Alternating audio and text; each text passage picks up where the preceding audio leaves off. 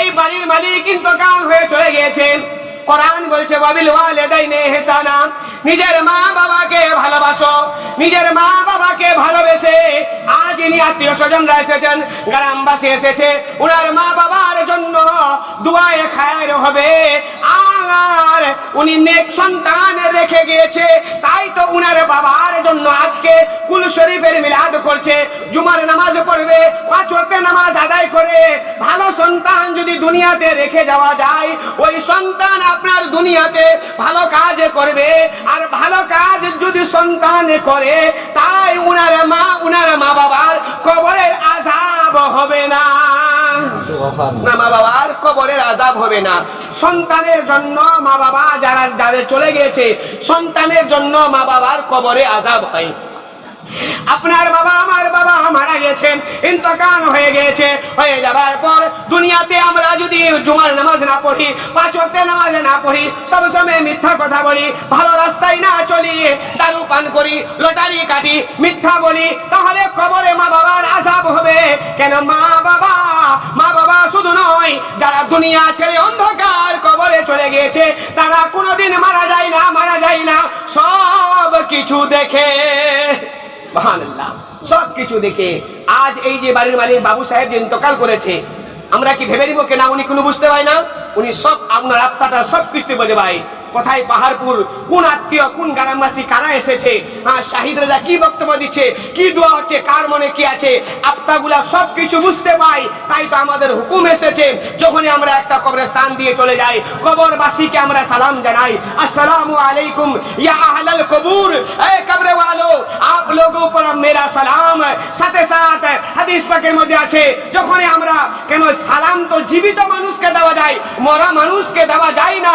তাহলে কোনো মানুষ যদি মরে, ভাবে এটা কে না মানুষ মারা গিয়েছে, চলে গিয়েছে, ওর জন্য জানাজা, ওর জন্য কুল, ওর জন্য চলিসা, ওর জন্য 6 মাসি, ওর জন্য বার্ষিক সালে সওয়াব, ওর জন্য দোয়া করা যাবে না। মরে গিয়েছে, তাহলে উনি হাদিসের বরখিলাফ করবে, কোরআনের বরখিলাফ করবে। আর যদি হাদিসের কোরআনের বরখিলাফ করে, উনার সাজা হবে, আযাব হবে, ঈমান নষ্ট হয়ে যেতেও পারে।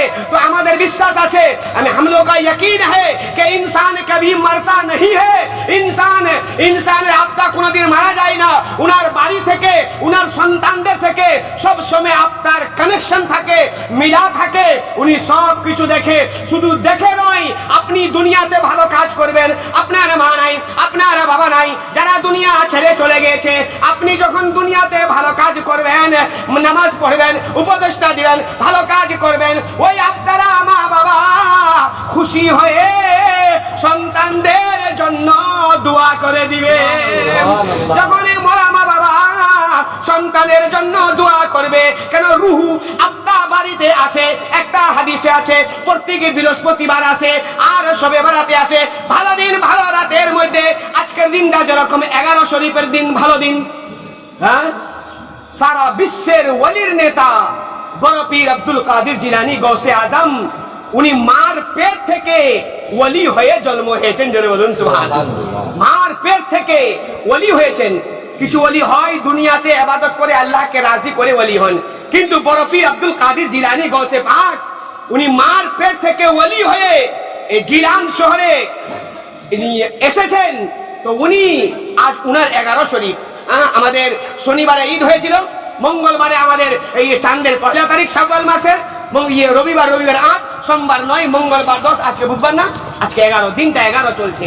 তো বিরাদার মিল্লাতে ইসলামিয়া বলার উদ্দেশ্য এটাই, ভালো দিন, ভালো রাতের মধ্যে আপনারা রুহুরা বাড়ি আসে, বাড়ি আসার পরে দেখে আমার সন্তান আমার জন্য কিছু করে না, নামাজ পড়ে দোয়া করে না, জুমা যায় না, ভালো কাজ করে না, তখনই ওই রুহুরা মায়ুস হোकर के अपनी जगह पर चले जाते हैं।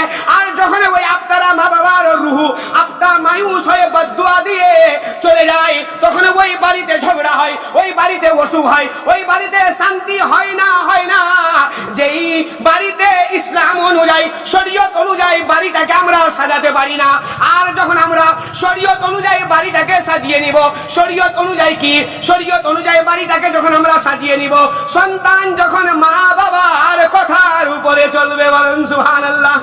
কেন কোরআন বলছে ইম্মা ইয়াবলুগান্না, 15 পারার মধ্যে আল্লাহ তাবারক ওয়া তাআলা বলছেন ইম্মা ইয়াবলুগান্না ইনদাকাল কিবারা আহাদুহুমা আও কিলাহুমা উফিয়া ওয়ালা তানহারহুমা কুল্লুহুমা কাওলান কারীমা।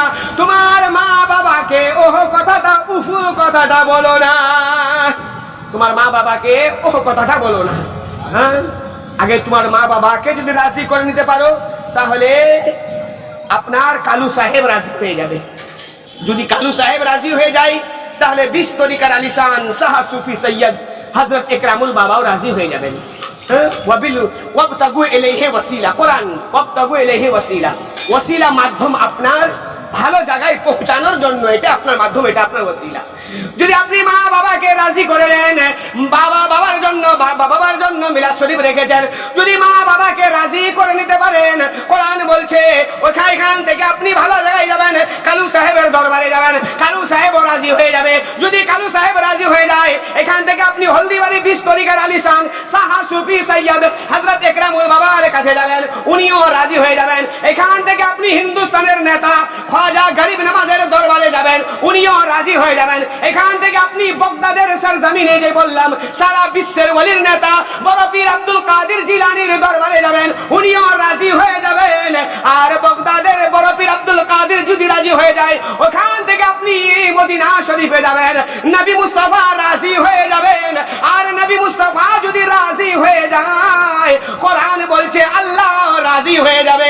আল্লাহ যদি রাজি হয়ে যায়, এই আপনার এই এলাকার মানুষ আর চিন্তা নাই, কাল কিয়ামতের মাঠে নবীর শাফাআত পেয়ে আপনারা জান্নাতি হয়ে যাবেন। হ্যাঁ, কিন্তু আমরা আসল জিনিসটাকে ছেড়ে দিচ্ছি। হ্যাঁ, নিজের মা বাবাকে খাওয়াই না, নিজের মা বাবার ইজ্জত করি না, নিজের মা বাবাকে দেখি না, নিজের মা বাবাকে সম্মান দিই না। না বিরাদরান মিল্লাত ইসলামিয়া, শরীয়ত অনুযায়ী আপনি যে কোনো জায়গায় যান না কেন, বাজারে যান, হাটে যান, বাইরে যান, জলপাইগুড়ি যান, শিলিগুড়ি যান, আপনি আপনার বাবাকে সালাম দিয়েন, মাকে সালাম দিয়ে কদম বুসি করে ইজাজত নিয়ে, মা আমি অমুক জায়গায় যাচ্ছি, অমুক টাইমে আসবো, বাবা আমি চলে যাচ্ছি বাড়ি থেকে। আপনি যখন আপনার মা বাবার কাছে জিজ্ঞাসা করে ইজাজত নিয়ে বাবাকে সালাম দিয়ে, মাকে সালাম দিয়ে কদম বুসি করে আপনি যখন বাড়ি থেকে বেড়ে যাবেন, খোদার কসম আপনার অ্যাক্সিডেন্ট হবে, সেই দিনকে আপনি মারা যাবেন। ওই যে মা বাবা আপনাকে বললো বেটা চলে যাও ফি আমানিল্লাহ, আল্লাহর হেফাজতে বেটা চলে যাও, ওই যে মা বাবার মুখ থেকে এই কথাটা বের হলো ফি আমানিল্লাহ, আল্লাহ কি আমানত মে চলে যাও বেটা। হাদিস বলছে আপনার রাস্তাতে মৃত্যু হবে, অ্যাক্সিডেন্ট হবে, বিপদ হবে, ওই মা বাবার দুয়ার কারণে আল্লাহ আপনাকে ওই বিপদ থেকে হেফাজত দান করে। জোরে বলুন সুবহানাল্লাহ। তাই বিরাদরান মিল্লাত ইসলামিয়া 5 ওয়াক্ত নামাজ আদায় করবেন। যুগের পরিস্থিতি দেখতে পাবেন এত খারাপ, খাস করে চারদিক থেকে মুসলমানকে ধরেছে, হ্যাঁ মুসলমান কান্ট্রিকে ধরেছে, মুসলমানদের উপরে অত্যাচার, মসজিদ মাদ্রাসায় দাড়ি টুপি মুসলমান